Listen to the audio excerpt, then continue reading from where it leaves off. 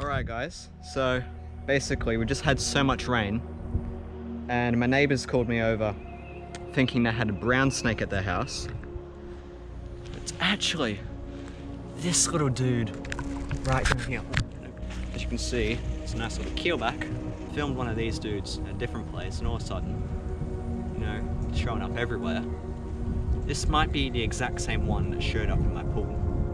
I forget what's his name, because if you have a really close look, it's just covered in rough scales. There's so many rough scales, and that can mean he's easily confused with the rough-scaled snake, which is an incredibly venomous one. This dude, completely harmless. All he's got is teeth. If he were to bite me, I'd be absolutely fine. This dude is mainly a frog eater. He eats your cane toads eat. He's crawling over my foot. I reckon that's a thumbnail shot. Crawling over my foot. Little keelback snake crawls over my foot.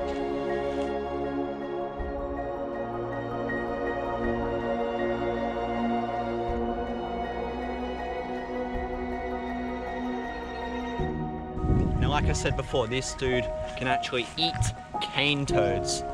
And the reason he's actually able to do that is because, well, this sort of genus originates in Southeast Asia. In Southeast Asia, they of course have lots of toads up there.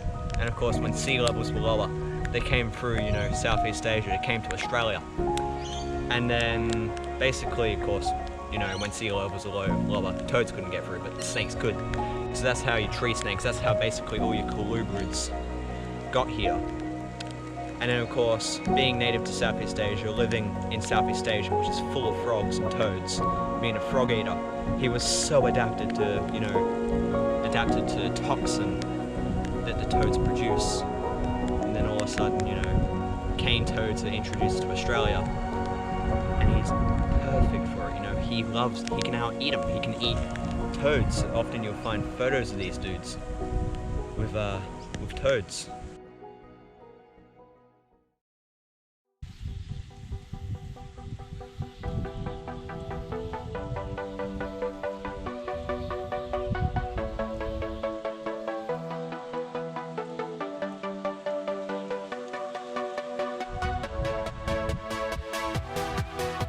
There's just so many bats in the sky right now. Just look at them all. Look at them all. There's gotta be thousands of them. Yeah. This particular type of bat is called the flying fox. And if I were to say get close enough to them, to the point where I could actually see their head, you'd see why. Now, all the bats are just completely gone. And the good thing about recording the entire thing is now I know how long it was. I'd say it can't even be more than 5 minutes. All the bats just went from so many to no many.